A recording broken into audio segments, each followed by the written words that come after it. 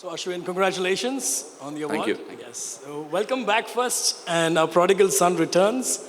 Our local hero is back to CSK. A few words on that. No, look, obviously, it's a very critical part of every cricketer's life today that you have to venture into the auction and you go professionally to different teams and play.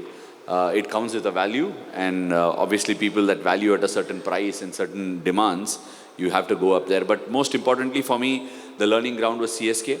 That's exactly where I took off from. Learned some valuable lessons, burst onto the scene, and then obviously went on to do much greater things than what I imagined myself. The fact of the matter is we all go through the same circle. We all loop within the same circle. Having gone to different teams and enjoyed the different vibes of different teams, learning new things, but there's nothing really like home. So coming back here was something that was a dream for me. The fact that they did go for me and get me back at the auction not only is a happy moment for me, but it speaks volumes of the owners and what the city means to me. As fans, we're so glad you're back. Absolutely. So, as a young boy, what inspired you to take up cricket? Did you play other sports? Did you ever have your hand in squash? Yes, I have played a bit of squash, but because of my, I do have a few niggles on my knees, so it's not the greatest of sport if you do have issues with your knees. But because my front leg pivots a lot, I have to be very careful with my knee. But I took up to most racket sports, even though I'm not the most blessed in terms of my physical abilities on the lookout of it, on the front of it. I do play racket sports pretty well, starting from tennis to badminton. I played for Tamil Nadu as a ball badminton player as well. So table tennis, mostly I took up to racket sports. I play a bit of football, not very good, but yeah, not bad. So, what made you play cricket? So for me, cricket was something that came very naturally at home because my dad was a cricket tragic. He used to play a lot of tennis ball cricket when he was young, but didn't have the means to be able to pursue a career in cricket. He used to play some league cricket. I used to go with him, watch the games of cricket that he played. And eventually that's how I got pushed into it. I took a fascination to it, watched a lot of cricket on television. Those were the booming days of television. You used to hear a lot of radio commentary for cricket. And television had just boomed through in the early 90s. So for me, watching cricket live on TV was a real spectacle. And that's how I started watching and playing the game. So, when did you actually realize that you wanted to take cricket full time? And more importantly, how difficult is it to make the Indian cricket team? Look, I think at what stage I realized I could play cricket as a journey by itself. But most importantly, most of my cricketing appetite and learnings came from having played on streets of Chennai. Unfortunately, today for this generation of kids, there's not much space on the street to be playing. The same street that I grew up on playing is being a parking space today. So, in all honesty, that's a valuable lesson we used to learn. And every evening at 3:30, 4 o'clock, you would have like heaps of children on the road, like everybody connecting. It used to be like how you guys gather here for the Rotary is how we used to gather for the sport every evening on the streets. Like we would have 15, 20 children on a small lane in West Marlborough. That's how I began playing. At what point did I realize that I was good enough? I got picked for the under-17 Indian team while I was in class 11. Class 11, class 12. And I felt like maybe there is some potential here for me to explore. But I did get picked as a batsman. When I came back, I switched over to off-spin. I used to bowl a bit of off-spin, but switched over. And the moment I switched over to off-spin, I started finding that batsmen were finding it difficult to play me. And that's when I realized maybe I could make it a career as an all-rounder. So it's difficult to have another Ashwin, I think. Definitely not. We all make the mistake of thinking that we are going to be the best, right? Like, I'm sure all people sitting here are wonderful businessmen by themselves and within their right. But make no mistake in believing that we won't be the last. There will be people that will surpass us, and that's just the nature of evolution. I really wish to see somebody even better than me. If I don't think like that, then I'm doing a major disservice to the sport that I've played and also the person that I am. So I would love for somebody to surpass me and be at least 100 folds better than me. So continuing on that, you've said your role models are Anil Kumble and Harbhajan Singh in cricket. What about outside cricket? Who inspires you? Who motivates Actually, you? Sachin Tendulkar is my role model, and if somebody said the generation I came up from, if somebody said didn't skip a beat when Sachin batted, that would be a grave mistake. What was the second part? Outside cricket? Yeah, outside cricket.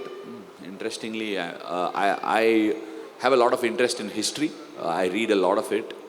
I became a huge fan.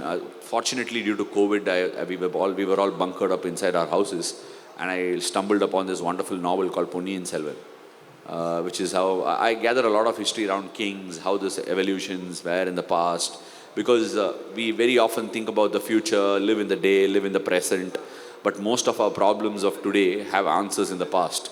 That's how I look at, even when I look at movies or read books or watch some series of episodes, there is something to learn out of it. So for me, Ponniyin Selvan really captivated my mind. I would probably think Rajaraja Solan is one of my greatest inspirations for me. I then went back and read about him and what all great things that he did. The man lived beyond his time. Not easy to hand over your crown to another person, right? When you're bestowed upon with it. So those are great qualities of a human being, and I totally think. Avid reader? Do you read a lot? Yes, I do. I don't like generally reading autobiographies or mainstream advisory books, if I can call that. Not really self-help books. You don't need self-help if you can open your eyes and ears to most things that come your way. I love reading novels. There's a lot to learn out of somebody else's story, so I love reading novels, yes. Other sports people are jealous of cricketers. But given the immense I stardom... figured that out when you asked the first question. Given the immense stardom in India. But behind the glamour, what are the biggest challenges cricketers face? Look, I mean, just to address the first part of what you said, I do understand, like, I do get it when you see someone, like, I had seen a few tweets of late, I've seen people speak about it, I do interact with some of the other sports stars as well. Once when I had this conversation with Sunil Chhetri, we were just there for a shoot for a brand endorsement, and then we were having this conversation about how cricketers are very blessed in this country, and I do agree we are blessed. But Sunil Chhetri pointed out something amazing, and it just blew my mind. He said, yes, you guys are blessed, you guys get the attraction, you guys are, the envy of a lot of other people, but that's just the way the world is. It's not like I don't get my attention where I go. I'm still a footballer and people recognize him. It's just about staying completely comfortable in your own skin. Let me be very honest. If I just played the game and I didn't get the attention that I haven't got today, it's easier said than done. People might think that it's easy for you to say it. I would be completely fine because I didn't take up the sport because people would recognize me. I took up the sport because I genuinely fell in love with it. And I'm in love with it. I will continue to be in love with it. So, Fantastic. in many ways, are we comfortable in our own skin? Are we comfortable with what we have? Are we comfortable with what we love? Because I'm sure most sports stars have taken up to the sport because they love it. If love is all you need, I don't think you need anything beyond that. And having a conversation with PR Srijesh, seems completely comfortable in his skin. Got all the recognition after his Olympic medals, and now he's moved on. He's branched off. He's started coaching a lot of young hockey players, and so is Pullela Gopichand. You can find a humpty number of examples that you can show to people rather than looking at it the other way around. It's all in the way we look at things, not in the way we actually exhibit. I have a question from a Rotarian, Mr. Sai Krishna, from the club in Madras Industrial City.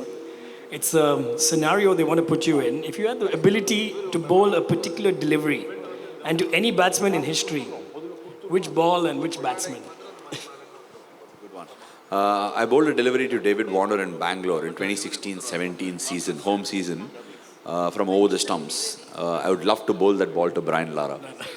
That's a good answer. Yes, great. What does it mean to you receiving the Padma Shri award?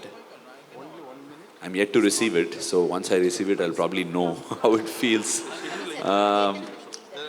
Look, if I said it's it's just another day in my office, I would be lying. It's not. It is a special honor that the government has bestowed upon me, and I'm very thankful for every person that's voted in favor of me to receive that award. I'm pretty young to be receiving an award like that. I do realize that, but I hope it's not for the fact that I'm young and receiving it. Look, I certainly believe there's a lot. In fact, when they said they're going to give me a Lifetime Achievement Award today, I said, no, you shouldn't be giving me one, because I think my life is ahead of me now. There's a lot more that I can accomplish, not in terms of goals or what I want to set about, but generally, I'm someone who's done with the day, move on, right? So for me, getting the award is a recognition for what I've done and what I've stood for.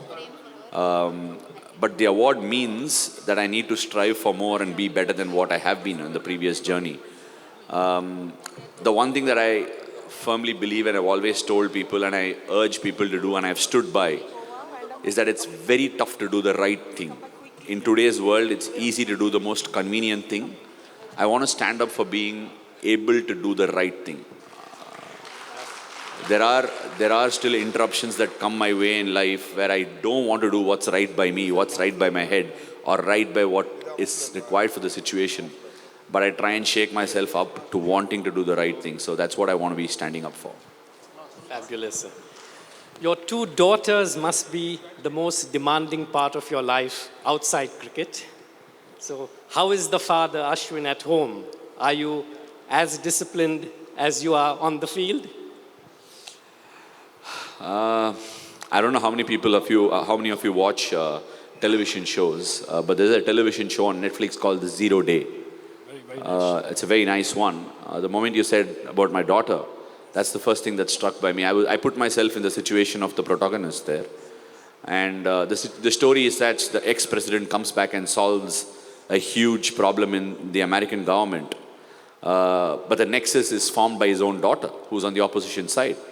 Now he's left with the choice of either doing the right thing, which he wants to stand for, or whether he wants to say, he's already lost his son in his life, so whether he wants to lose his daughter along with his son.